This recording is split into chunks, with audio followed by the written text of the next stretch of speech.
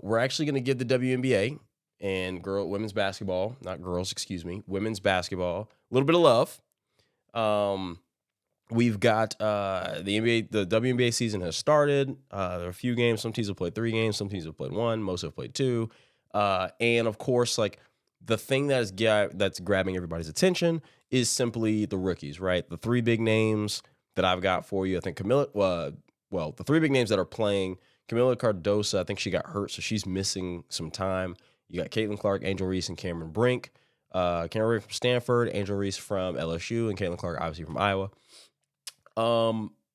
And they are all kind of playing at different levels, right? When you're big like Angel and Cameron, in my opinion, I think it's a little bit easier to adjust for bigs in the WNBA. They do tend to fare very well in that transition with a size advantage, and that tends to be useful when trying to learn the speed of the WNBA game versus college and getting adjusted to all of the talent that surrounds you. So I think that when you have an advantage in size, that help like shrink the gap between you not necessarily being ready yet and, so on and so forth. So we'll start with Cameron Brink and her debut. She had 11 points, 2 rebounds, or 2 assists. No, 2 rebounds. Sorry, 11 points, I think 4 rebounds, 2 assists, and she had 2 blocks as well. In her debut, she's she's 6'4", playing for the Sparks. Angel Reese, 12 points, 8 rebounds, 1 assist, and a steal in her debut. Pretty solid. Caitlin Clark, she was okay. She was pretty solid in her debut. I think she hit 20 points. Her second game, obviously, was the one where she had like less than double figures. Her averages for the year, because they played the Liberty. So one thing that, like, for context, she played the Liberty twice. Remember, the Liberty they finished the runner-up. That team is stacked. Them and the Aces, they're stacked. They're probably going to meet in the championship again this year. Sabrina Ionescu and Brianna Stewart, Jonquil Jones, like, that team is stacked over there. So her struggling when 2 of her 3 games have been against the runner-ups is to be expected, right? You go from playing college and you don't really get an adjustment period. You go straight to the highest like level, right? Like, imagine if I don't know, any rookie in the NBA, 2 of their first 3 games, they had to go play the 2015 or the 2016 Warriors in 2 of their first 3 games. Like, yeah, you're going to look at them like, okay, well, maybe they're not playing defense. Yeah, no shit, So same kind of thing there. So I think her averages right now is like 17 points, 4.3 rebounds, and 5.7 assists. She does average 7 turnovers a game right now. Again, she had a 10 turnover game, another 8 turnover game the other day. I think that what we kind of have gotten spoiled. There are certain players, and this is kind of, this is kind of one of the things that, like, there are certain players that spoil us, and that's kind of how you can kind of tell who the greats are. LeBron has spoiled us. Tom Brady has spoiled us in thinking that players can play. Like, we forget that, 39 years old is actually a daunting age, right? Because LeBron is playing at that age, and Brady played till 44, 45, whatever it was. So we now think that that's, like, the norm. So they've spoiled us. We start to lose like track of actual reality. LeBron stepped into the NBA and was elite from the very beginning, right? Coming out of high school. Kind of spoiled us. You watch guys like Andrew Luck step in and immediately have success. Trevor Lawrence was immediately showing flashes and promise that we get spoiled when we don't give a quarterback more than a couple years to develop. We forget how long it took Peyton Manning to finally hit stride. So those greats spoiled us. Maya Moore stepped into Maya Moore stepped in was great as well, but Candace Parker stepped in as a rookie, won Rookie of the Year and MVP. She spoiled us.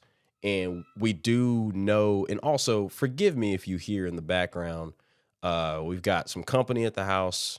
Mother-in-law's dog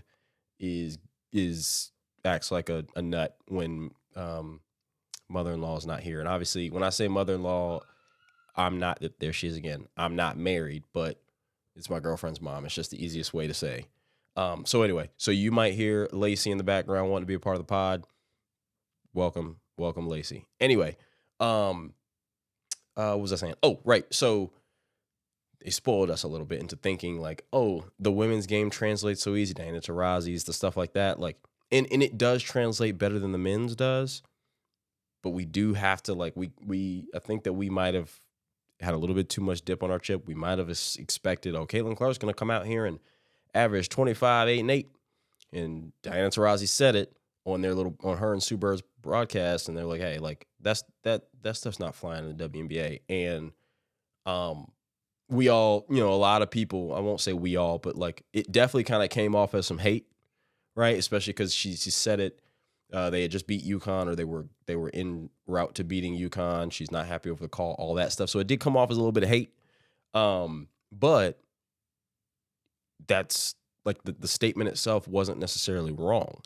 And what I actually think is good for the WNBA is this kind of, you watch Caitlin Clark dominate at 30 points and however many assists and however many rebounds, getting 30-point triple doubles and stuff like that. You watch that stuff and you're kind of like, oh, and it kind of actually allows people to gain this respect for the WNBA. Like, oh, these women are talented. This girl's not about to just come from college and just cook everybody. Like, and I think that actually is important. So part of me is like, you want to see everybody do well. She is, Caitlin Clark is struggling a bit, but you got to remember, like, she's being handed the keys. The Fever are not a tremendously talented team. They've got talent. They're not a tremendously talented team. There's a reason they had the first pick in the draft the last 2 years. And they're giving her the keys and saying, hey, run, drive this train. And you've got Aaliyah Boston. And they got to figure out how to play together because Aaliyah's dominant, but her touches seem to have dwindled. Now that you have a ball-dominant guard who also is a scorer first. And she might, and some people may not take her as a scorer first. I take her as a scorer first, and I feel like everybody feeds and eats off of it. Some people would consider her Steph. I think I would consider her more of a Luka type of player. And so when you're a Luka, do you pair Luka with guards? I think he had paired with Jalen Brunson. He's paired with Kyrie Irving now. Or do you pair him with bigs like Kristaps Porzingis, Dirk Nowitzki? Like, which one works better? I think that they had the most success when he's paired with guards. Conference championship after beating the Thunder, the conference finals 2 years ago when they had Brunson, and Brunson was huge in that run. So but again, that's just all on the coaching and all on figuring it out. And she's going to have to figure out how to maximize the talent around her in a way that goes beyond like, these girls just stand over here and shoot threes and I can get by everybody, because you can't. And then defensively, I mean, again, when you're playing against more talent, these are the best WNBA coaches, the best women's basketball coaches in the world. They're going to make sure that you're going to have to play some defense, or, hey, you're going to have to, move your feet, get through these ball screens. Like, it's not going to be you get hidden because you can go guard the worst player here. No. We're going to get you in the action, and we're going to make you tired. We're going to make you work hard on defense so that you're too tired to kill us on offense. But again, I think that where this benefits the WNBA is people are seeing, oh, okay, it does have merit, and these women are a lot more talented even than the women's college basketball that we're falling in love with. So I think that this is huge. Caitlin Clark struggling, I do think, actually benefits the WNBA. With that being said, though, I do think that Caitlin has a knack to wear her emotions on her face, to let her emotions out in spurts, right? Throw her hands up, this, that, and the third, kind of get frustrated.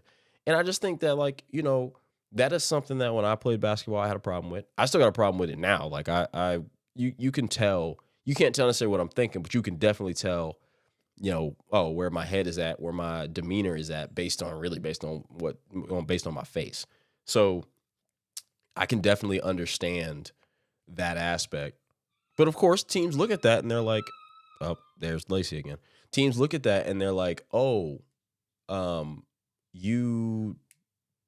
okay. Like, you are frustrated right now. We can tell you're frustrated. Let's go ahead and attack you and make the ref call a foul on you, which is going to make you more frustrated, and like let it pile on. Like, I think that is something that she's going to learn just as she plays. Like, okay, the certain things that frustrated me in college are normal here. So now those things aren't going to frustrate her after a certain time.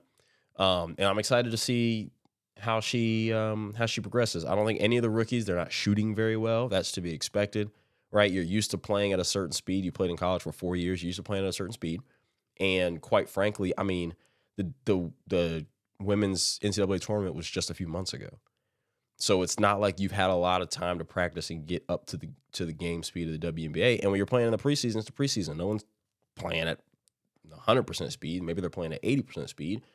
But so your shooting percentage is low. That's going to happen. You're getting used to the physicality. You're getting used to the speed. You're getting used to what calls go, what calls don't go, what new moves you have to make, because there are people who sit there and break this film down specifically to watch you, to stop you.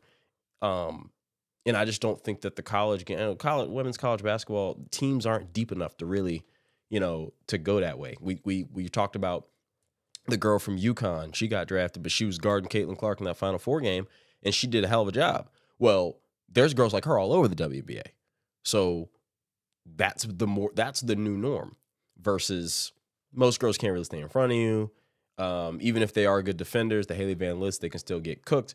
So, and this is not the case. So I'm loving what I'm seeing. I love that all these girls are also like leaning into kind of their stardom. WNBA now, the charter flights, all like, and that is something that actually had been brought up prior, but it's definitely something that now they are deciding to actually like take action on, like all these charter flights. They don't have to fly, commercial or whatever it was. Like that's awesome. And I mean, when you're a professional, when you do something professional, if you look at every sport, professionals are treated like professionals, right? The NBA players, the NFL players, the tennis players, the soccer players, like that is like, a lot of people want to say stuff. Oh, well, you get paid lots and lots of money to play a sport, so you should not be complaining over the charter. No, like all the sport, that's natural. And part of that is because their body is their profession. So it has to, you have to pamper it a little bit. You have to like make it to where, okay, it can operate at its best self, because you're kind of pampering it a bit, and you're kind of keeping it from super high stress and super high, and to keep your muscles and joints healthy. So yeah, you need leg room on a flight so that your knees don't hurt, because your body is your profession.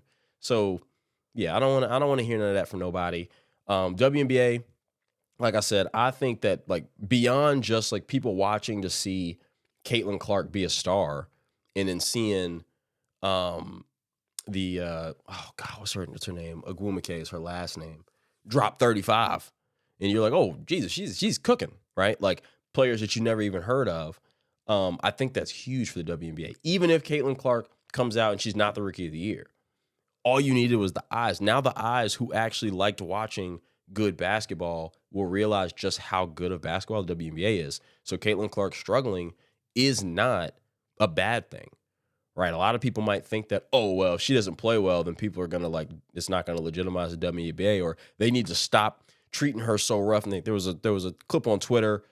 She got hit by a screen, and I mean, it was a hard screen by Breanna Stewart, but we see that happen in the NBA all the time, right? If your teammate doesn't call out, there's a screen coming, you don't see it. We've seen players get rocked by screens they didn't see coming at half court.